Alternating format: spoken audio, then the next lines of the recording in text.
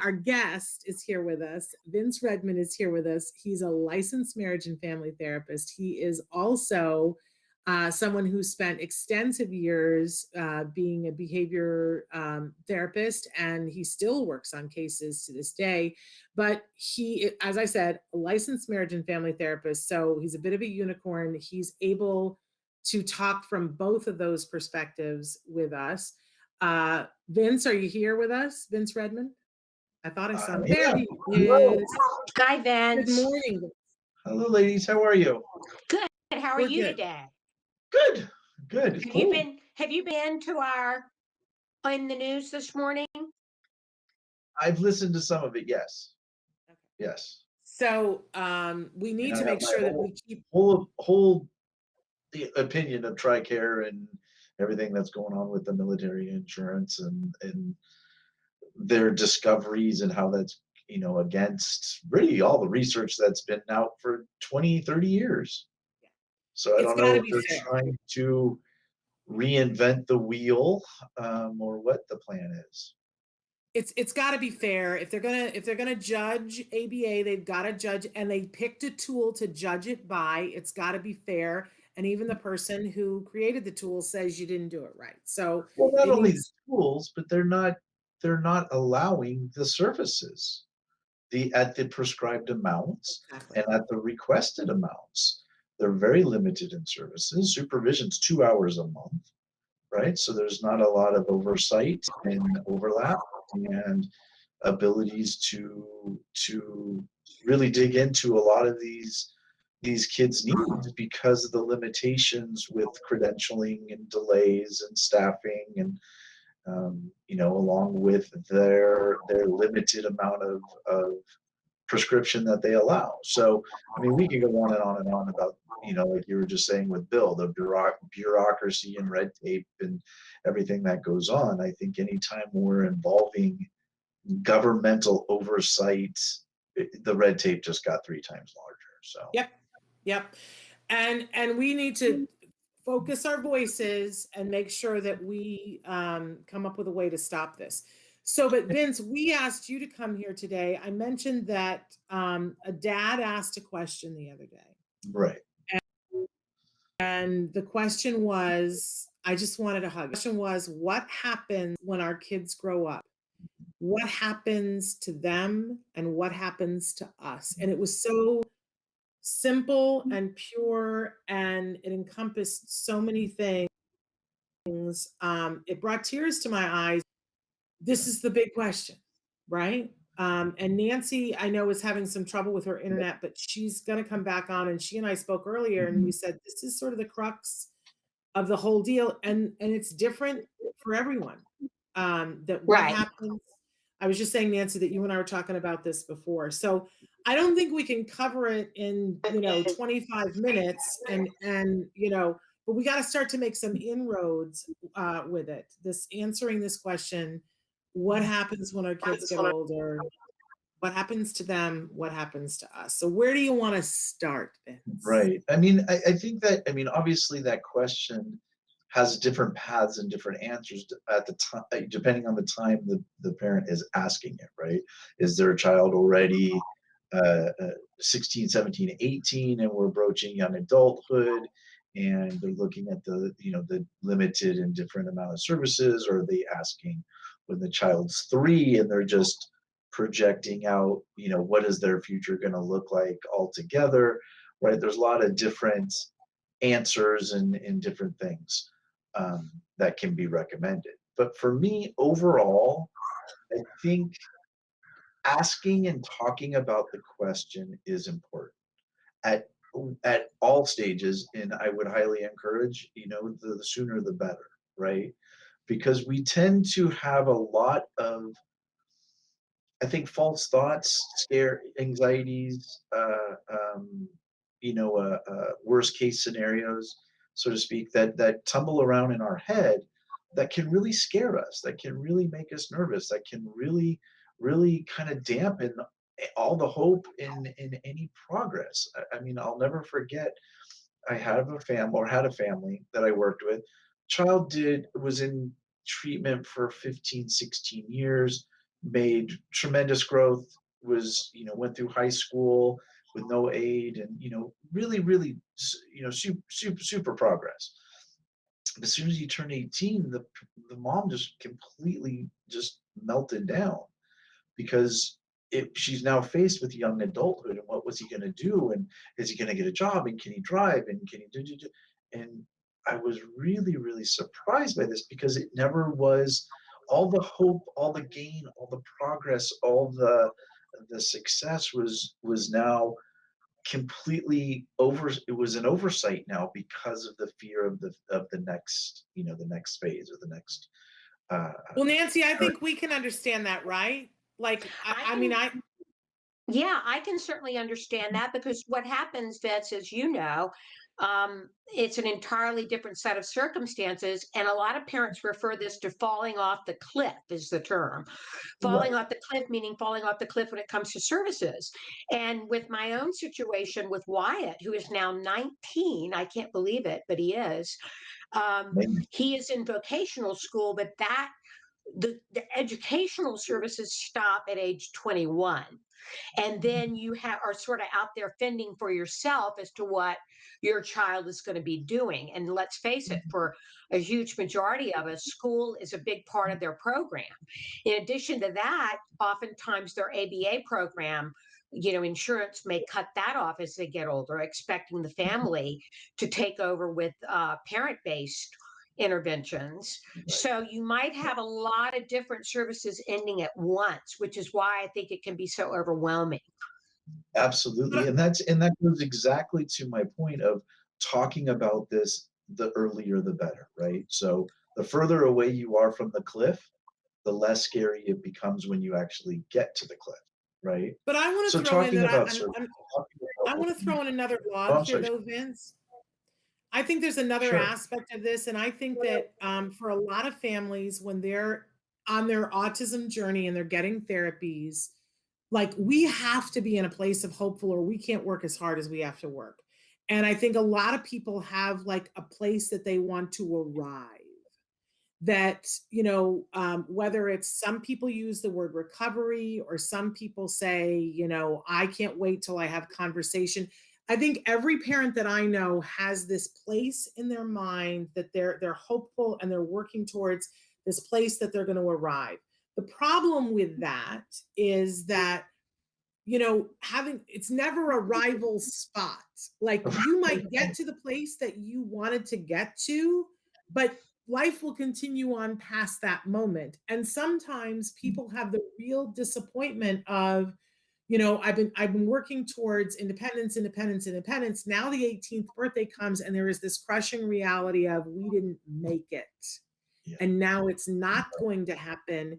And what is our new hope, our new dream? And they're so decimated by the fact that they didn't make it. And I think that both issues are real and mentally disabling for us as caregivers, because you get used to being in that, we're gonna get to here. And Nancy and I talked about this before. Nancy is always such a good sport, because she said we could talk about even the disparity. 10 years ago, when Nancy and I started doing this program, I thought that we were in very similar points of our, Wyatt was a little bit older than Jem, but I thought we were at very similar points. I thought that I'll be honest, Nancy, I really felt that Wyatt had some skill areas that were far superior to where Jem was at. Like, Mhm. Wyatt could write, and he wrote beautifully, and he wrote complete sentences, and I marveled at that.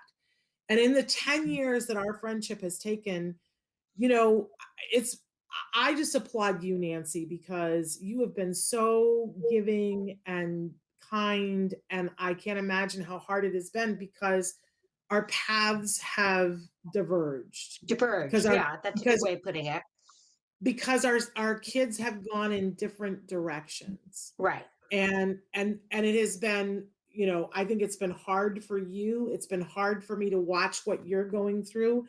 And sometimes we've gone through hard stuff, and I've shared with you, because you're such a giving person, and I've said, I don't even want to say this to you, because I know this is a quality problem.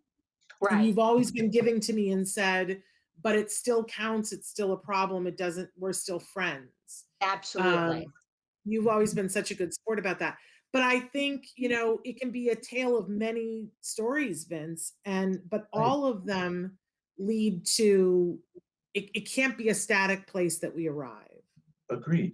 And also it's nobody's fault, right? There's no fault or blame or finger to point to that if we would have done something differently or better, or if we did it this way or that way, that there would have been that much of a substantial change in the trajectory of the boys, for both of you or any of our kids, right? We do the best that we can with all the circumstances and variables that we have with school, pandemic, insurance, school funding, right? I mean, I can go on and on about the different variables and barriers that we have to tackle and work around every day to make sure that our kids are getting the best that they can, and they try the best that they can, and and they're working, and they're struggling and grappling and doing everything they can to get better. And and that's the joy in it, is that there's always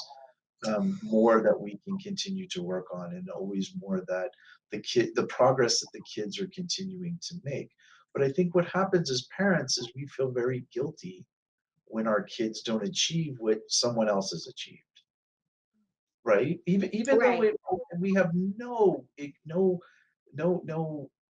or a consistent, or we can't make that decision, or it's not anything that we have any control over. That's what I'm looking for, control. We as parents feel that we're not doing as much as we can, and I think that guilt is something we all as parents want to address every time we start feeling it for something that our child's not achieving. What else can I do? Is there anything else I can do? Is there any change that needs to be made? Or do we continue to work with the program and the treatments and the professionals that are around us, right? Maybe it's not a change, it's just we need to keep going, and we keep our dedication, we keep our hope, we keep our work doing what we're doing, right? But I agree. I do think that guilt and our ever need to want to do better for our kids oftentimes can get very overwhelming and very much a shadow over us. Is it Yeah, safe to I think say? it's Go ahead, important. Nancy. Sorry, Shannon. You pointed out that parents do whatever they can at the time with the information they have. And I think a lot of parents suffer from if only syndrome. If only I had done this. Maybe if only I had done biomedical treatment in addition to ABA. If only I had gotten ABA earlier. If only I had gotten more intensive ABA. These things that parents, I think, question. I know that I do. If only I'd gotten the diagnosis earlier, but we do what we can with the information we have at the time, right? Absolutely. And if there was a miracle combination, we would have packaged it and sold it and given it to everybody already, right? There's so many different treatments, and every child, every human is different on how they react to biomedical or behavioral treatments, right? So if there was a winning formula, that would have been disseminated to everybody, but there's not. So doing this or doing Y or doing Z isn't a guarantee that it would have had any change. There would have been Right. any change in the Right. But is progress. it safe to say that, just like each one of our kids is different and, completely unique, that what will happen when they grow up, that if there's a spectrum of kids when they're 3, 4, and 5, there's still going to be a spectrum of kids when they're 18, 19, and 20. And there's a spectrum of parents when their kids are 3, 4, and 5. So there's a spectrum of where those parents will be when their kids are 18, 19, and 20. And there's no definitive, this is what will happen. But there is a whole spectrum of solutions and help and support and places where we all end up. Is that fair to say? I believe so. Absolutely. Absolutely. And that's why I think that working in and understanding our feelings, understanding our emotions, understanding where our fights lie and where our anxieties get to us early, in working with that and discussing it and talking, either as a, as a family, talking about it as a family or a couple, talking it over with your clinicians, your supervisors, your therapist, or maybe even taking it a step further and talking to a mental health professional for yourself. I think it's essential that we work through those emotions because they can be very confusing, but also very powerful at the same time, right?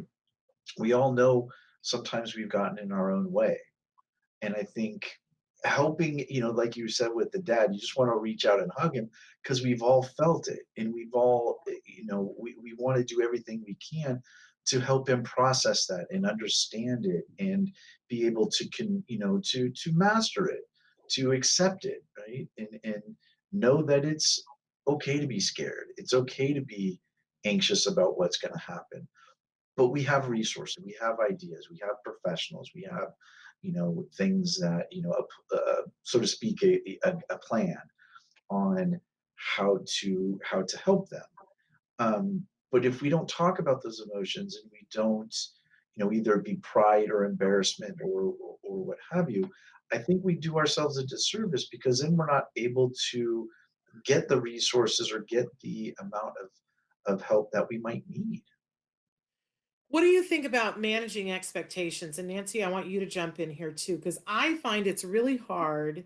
The world is pushing at you in all different directions, and people often tell you to manage expectations, but it's always this fine line between how do I manage my expectations without feeling like I've given up on myself or my kid? Like, you know, I don't know what to say to parents sometimes because for me personally, like I have to swing for the fences or I feel like I've given up.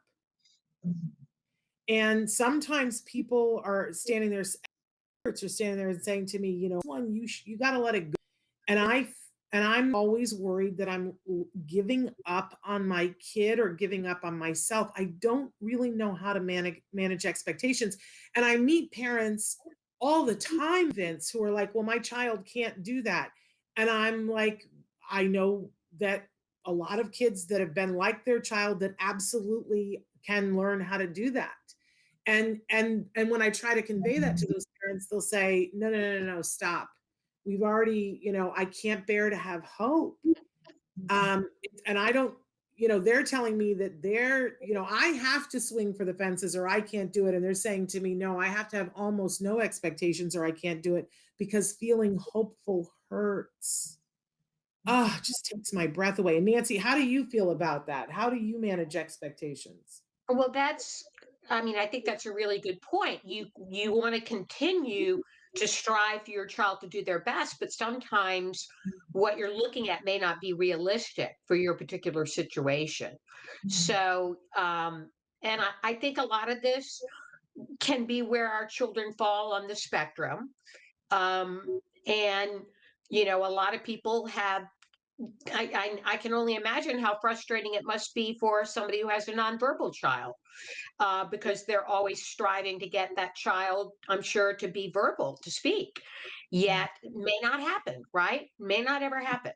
So, at what point do you say, I'm going to be dealing with the circumstances that have been given to me and not continue to? I think you got to always do your best, certainly, Sure. but you have to be realistic as well, at a certain point. And, when your child is entering early adulthood, you have to look at what skills they have and decide what programs are going to be best for them at that point.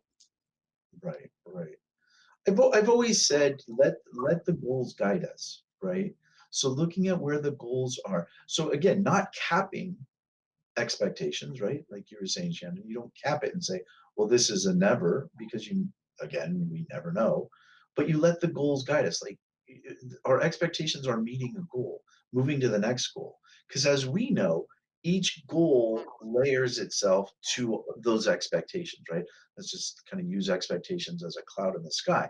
Each goal that the child is meeting is getting closer and closer and closer to that verbal, to that social, to maybe that academic, expectation and hope that we're looking for. And as if we can focus on the goals, if we can focus on each of those successes to the next goal, to the next goal, and really collaboratively, both professionals and family keep working on those goals, as we know, those goals are met faster, right? But when a goal is here, but we're trying to work here, we start to have some dissidence and we start to have some conflict, and the progress slows down. So if we're really clinically looking at and emotionally looking at the goals and the progress and meeting the next goal and the next goal, I think that helps a lot of us understand how we get to some of those expectations, right? I always talk to the professionals more than the family. But when I talk to supervisors, I always talk to the family about what their expectations are and then how we're going to get there, right? So we understand the path and the steps that need to be successful to get to some of, whatever their expectations are. Is it, like you said, is it vocal language? Is it socialization with friends? Is it academic independent success? What have you, right? We all come in with different sets. But if we're able to narrow that focus on the success of the goals and know that that's the road that leads to our expectations, I think we then start to be reinforced by every goal and every step that's made, because we don't while we might not get to the expectations, we know we're constantly making progress towards that. I'm wondering though, I remember one thing when Jem was diagnosed very distinctly. I started going to people and saying, I wanted to hear what all the outcomes were. Like, what were all the possibilities? I wanted to hear the spectrum of what was possible. And I want to know, Nancy, if you felt the same way. I remember we were having to go and get a bigger car seat because he was big for his age. And they were telling us that he was going to be in a car seat and he needed a 5-point harness that was going to last until he was like 7 or 8 years old because he was going to be uncontrollable. And he had gotten out of his car seat while I was driving. I ended up getting a ticket. It was a really terrible, terrible day. So we went and had to buy these big, huge car seats, and for one for each car because they were so heavy you couldn't move it. And the person was installing it. We were in the back lot of the place, and they were installing it in the car.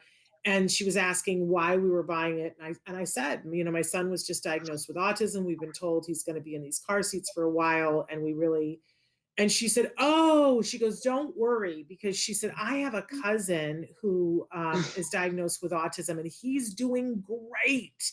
He's doing so great. And I said, really? And I wanted to hear everything. I was like, tell me, like, how is he doing great? Like, what can he do? And she's like, he's 15 years old. He's still in diapers, but he can now point to the bathroom when he needs to go. And I like just started to sob. I was like, if that is the best outcome, and I wasn't hearing other stories at that point. So I went on the hunt. I was like, I want to know like who like has been like my child and has had the best outcome. Cause I wanted to know, what did you do? Mhm. Right. But I wanted to know like what was the spectrum. Now I know I've met people who are getting their second PhDs who are on the autism spectrum who were not verbal when they were children. I have also met individuals who have a diagnosis of autism that are needing significant support as adults. So I got a little bit more of the spectrum, but I also have learned that if people have access to ABA, that those independent living skills, things like toileting and being able to request for help, that those I don't know anyone who had access to good ABA for a period of time longer than 2 years that doesn't have some level of meaningful independence. And that for me was very striking. But Nancy, what was it like for you? Did you want to know the spectrum? And what was it like for you? Yeah, I did. Very similar to you, Shannon. I wanted to know what possible outcomes were out there and then manage my expectations based on those. And then to a degree, I had to change what my expectations were. I mean, for a long time, I thought Wyatt would graduate on diploma track, but then at a certain point in high school, his case manager said, it's not going to happen for him. It's too challenging, and we need to put him on vocational track, which he's now in vocational school at the high school. So I had to, But he's you know, loving it, right? yeah, he is loving it. He is. I mean, of course, in the time of COVID, a lot of it is online, and we'd like for that to be different. But um, yeah, it was just that was something that I had to change my expectation of. And I know other parents who are in the same position. And then I know parents that a long time ago, years ago, a friend of mine said, "Oh, that was too stressful for Jamie. I never would have put her on diploma track. We had to take her off that." And I thought, wow, how it seemed at peace she was with that decision. And I didn't think that I would be as at peace with that decision. So, different parents have different expectations and manage them differently. But I And look being at able to Wyatt be and flexible oh, with go that. ahead, Vince. Your I turn. was saying also being it's okay to be flexible with our expectations. Our expectations can change, right? And again, being okay with that, right? It's not a failure. It's not a lack of anything, right? I think if we've changed our expectations, there's an innate feeling that, well, we failed. Well, that's not true, right? How many of us change our minds in college of what we want to do? How many times did we want to be an astronaut or a princess or an act? We change our minds, and for good reason, right? Because it's for the betterment of our lives, and it's the betterment, right? Less, we'll be more successful with a new track, right? A new road, a new adventure. And it's okay that we might take a different road with a different expectation, because everyone will be more successful, will be more happy, and will be, a lot more independent. Well, and that's about all the time we have for this, but we got to continue this conversation maybe next month. But maybe as we leave, it's a good thing to remember. Nancy, what did you want to be when you were little? When you said, "When I grow up, I want to be what?" Oh, that's interesting. I didn't have I wanted to be a writer or in television. I ended up being in television for a period of time, but before that I wanted to be an actress, and that changed. I managed my expectations accordingly as I got older. But you are a brilliant actress. I'm just going to say that. Vince, Well, what did you want to be when you grew up? A professional sports, probably. I mean, I can't really think of too much. I'm getting far beyond that, but I can think of early on when I was a child. I played a lot of sports, football, soccer, and still do play. And you But coach that too. was it. Probably a professional soccer player or football player. and it's at a certain point you had to look at that expectation and say it's not going to happen, right, Right. Vince? Yeah. And say I don't have the skill or the ability to do that. So let's start looking at other things. Mhm. Early on, I wanted to be somebody who owned a menagerie, like a zoo. That's Mm. That's what I wanted. I wanted to have a lion and a chimpanzee. Then I decided I wanted to be a teacher. So there, go figure. But first, I wanted to have a zoo until my mother told me that that was not going to be a good idea. And for a minute, I wanted to be the first female astronaut when there were no female astronauts. And then my mother pointed out that I couldn't ride the merry-go-round without getting sick, which was true. So I did not become an astronaut. Thank goodness. All Going right, in. you guys, I appreciate you. We'll continue this conversation. Thank you, Vince, for being with us. Thank you, Thanks, Nancy. Vince.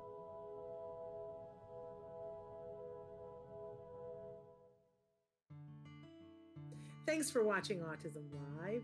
If you found anything helpful in this video, please give us a like. In fact, make sure that you smash that subscribe button on YouTube and give us a like on Facebook. You can also follow us on Twitter and Instagram for important updates. And please download our free podcast wherever you get your podcasts. See you next time. Until then, give your kiddos a hug from me and one for you too. Bye-bye for now.